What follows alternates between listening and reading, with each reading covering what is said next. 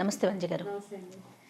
వంజ గారు, ఇవాళ రేపు చాలా ఫ్యామిలీస్లో మరీ ముఖ్యంగా వైఫ్ అండ్ హస్బెండ్ మధ్య చాలా డిస్టర్బెన్సెస్ అండి. చిన్న చిన్న విషయాలకే అక్కడ ఏదైనా విషయం ఉందా అంటే బహుశా వాళ్ళకి అది పెద్దదై ఉండొచ్చు, కానీ ఎవరమన్నా మనం వింటే ఇంత చిన్న విషయానికి ఇంత గొడవలా అనేసుకుంటూ ఉంటాం. మెయిన్ ఏంటంటే నన్ను పట్టించుకోవట్లేదు, నాతో మాట్లాడట్లేదు, నాతో ఉండట్లేదు, అసలు నన్ను లెక్క చెయ్యట్లేదు. ముఖ్యంగా అమ్మాయిల వైపు నుంచే ఎక్కువగా ఉంటుంది, మగవారి వైపు నుంచి కన్నా ఆడవారి వైపు నుంచి మనం ఎక్కువగా వింటూ ఉంటాం కదా. దీనివల్ల అది పెరిగి పెరిగి పెరిగి పెరిగి పెద్దదయ్యి విడాకుల దాకా కూడా దారి తీసేస్తుంది. మనం ఎక్కువ కేసులు చూస్తూ ఉంటాం కదా. ఒకరి మీద ఒకరికి ప్రేమ ఉంటుందా అంటే లోపల ఉంటుందా, దాన్ని ఎక్స్ప్రెస్ చేయకపోవటం అనేది అర్థం కాని విషయం. ఏమంటారు మీరు? మీరు కౌన్సిలింగ్ ఇస్తూ ఉంటారు కదా. అంటే మనకి ఇప్పుడు చాలా చేంజెస్ అండి.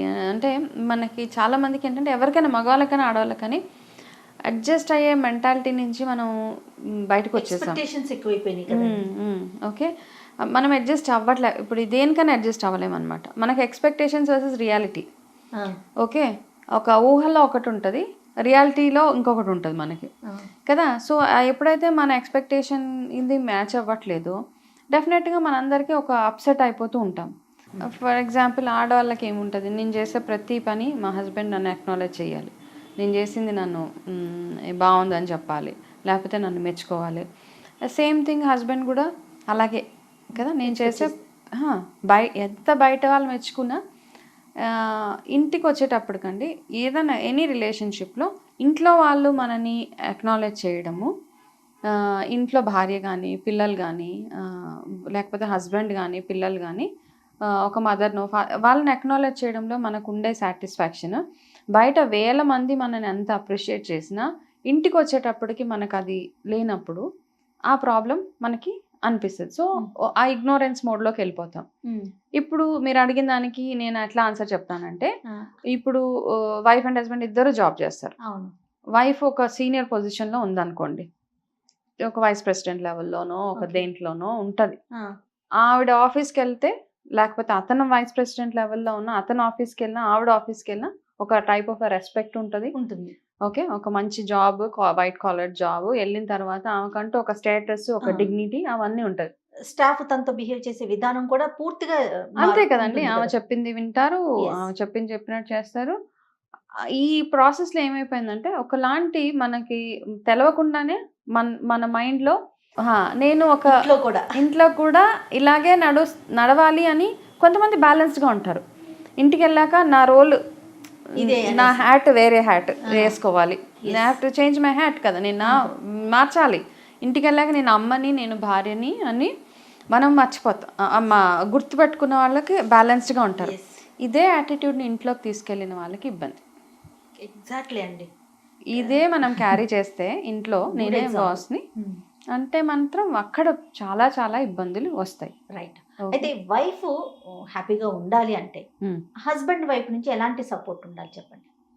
ఇప్పుడు ఇది మ్యూచువల్ అండి, మీరు చెప్పింది ఇది మ్యూచువల్ అండి. అంటే మీరు అన్నారు వైఫ్ హ్యాపీగా ఉండాలి అంటే హస్బెండ్ ఏం చేయాలి కాదు, బోత్. హస్బెండ్ హ్యాపీగా ఉండాలంటే వైఫ్ ఏం చేయాలి కదా. ఇప్పుడు ఏంటంటే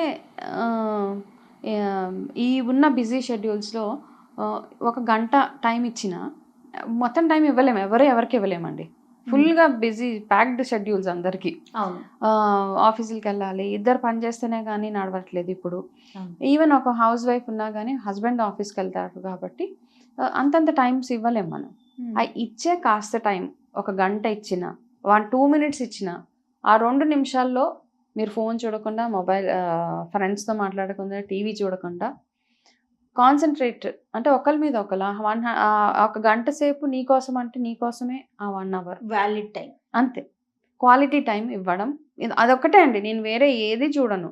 ఆ గంట సేపట్లో మనం ఏం ఎక్స్చేంజ్ చేసుకుంటామో, మాటలు ఎక్స్చేంజ్ చేసుకుంటామో, ఒక మంచి డిస్కషన్ ఏదైనా ఉంది, ఇంట్లో ప్రాబ్లమే అవ్వనివ్వండి, దానికి ఒక సొల్యూషన్ తోటి మనం బయటికి రావాలి.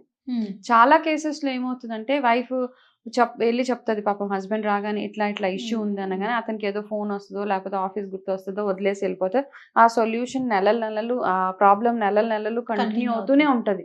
దానికి ఒక సొల్యూషన్కి అరైవ్ అవ్వలేము మనం. ఓకే. అవును. అంటే ప్రతి ఫ్యామిలీ వాళ్ళ రకంగా ఆపరేట్ చేస్తూ ఉంటారు. వాళ్ళ ఫ్యామిలీ వాళ్ళకొక ఫ్యామిలీ స్టైల్ ఉంటది.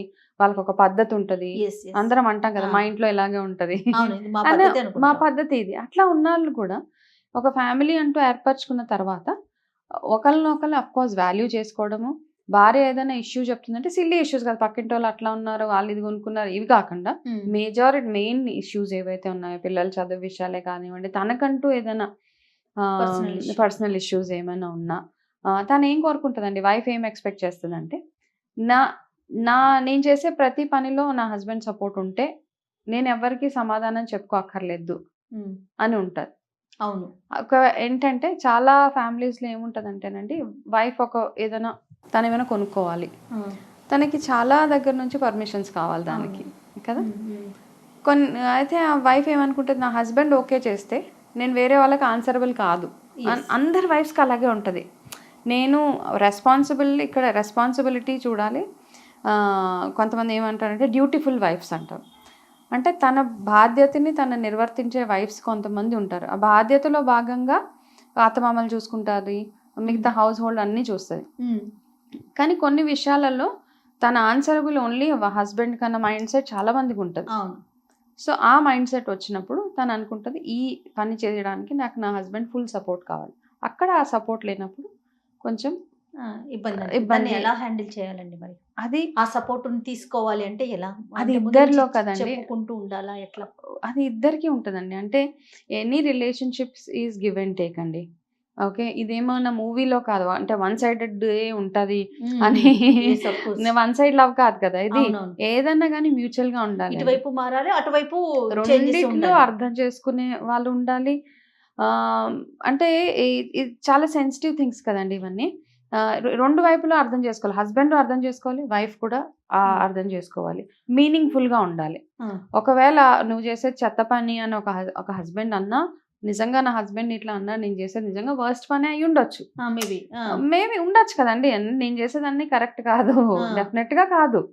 ఓకే. ఎందుకంటే మనం ఒక్కొక్కసారి మనల్ని మనం జడ్జ్ చేసుకోలేం. నేను అవును. చేసే పని మంచిదా? బ్లైండ్‌గా చెడ్డదా? చేసేస్తూ బ్లైండ్‌గా ఉంటారు. చేసేస్తూ ఉంటాం. అవతల ఒకళ్ళు చెప్పేవాళ్ళు ఉండాలి మనకి.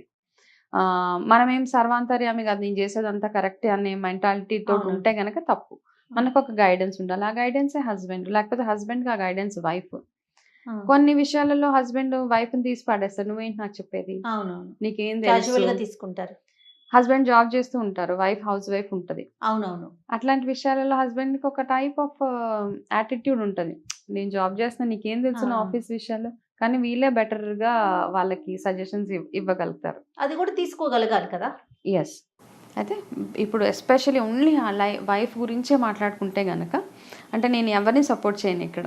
ఒక ఓకే. ఫ్యామిలీ అంటే ఇద్దరు ఈక్వలేనండి. ఆఫ్ కోర్స్ ఇప్పుడు మనం ఓన్లీ వైఫ్ గురించి మాట్లాడుతున్నాం కాబట్టి ఈ టాపిక్. వైఫ్ ఇంకొక ఒక వీడియోలో మనం ఫ్యామిలీ హస్బెండ్ గురించి అవునండి. తీసుకుందాం. ఒక డోంట్ ఫ్యామిలీ వరీ. అన్న తర్వాత ఇద్దరు ఈక్వలేనండి. ఇద్దరితోటే మనకి ఆ స్మూత్‌గా బండి ఫ్యామిలీ ముందుకెళ్తుంది. నడవాలి అంటే గనక ఇద్దరు బావుండాలి. ఇద్దరు హ్యాపీగా అతను ఉండాలి. టైమ్ స్పెండ్ చేయటం, ఒక అప్రిషియేషన్ ఇవ్వటం అనేది ఎంత వరకు మనకు బూస్టప్ ఉంటుందంటారు? అది చాలా అండి.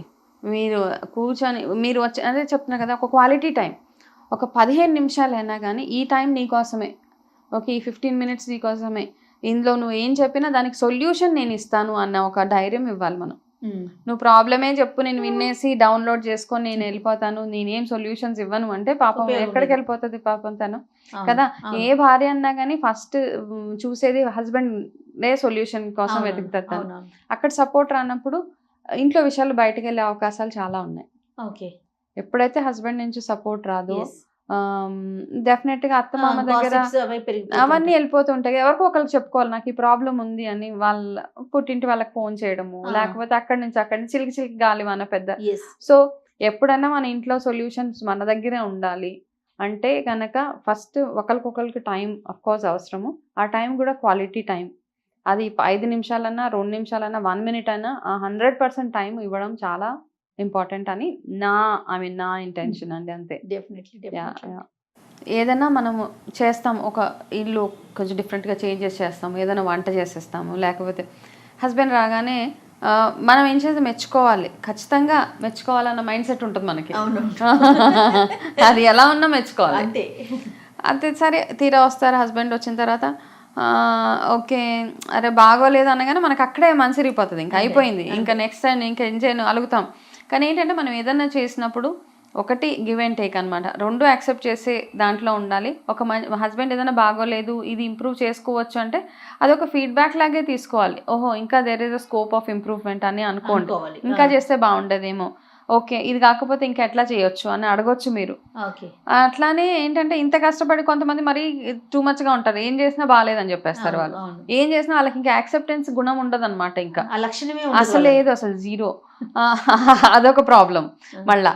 అండ్ వంట చేసే విషయంలో కూడా ఎస్పెషల్లీ ఎక్కడండి మనం ఆడవాళ్ళకి ఏదైనా కాఫీ ఇచ్చినా అబ్బా సూపర్ ఉంది కాఫీ అంటే అబ్బా ఇంకా పొంగిపోతాం రోజంతా, కాఫీ బాగాలేదు చెత్తలా ఉంది అంటే అంతే, ఆ రోజంతా అలాగే ఉంటుంది.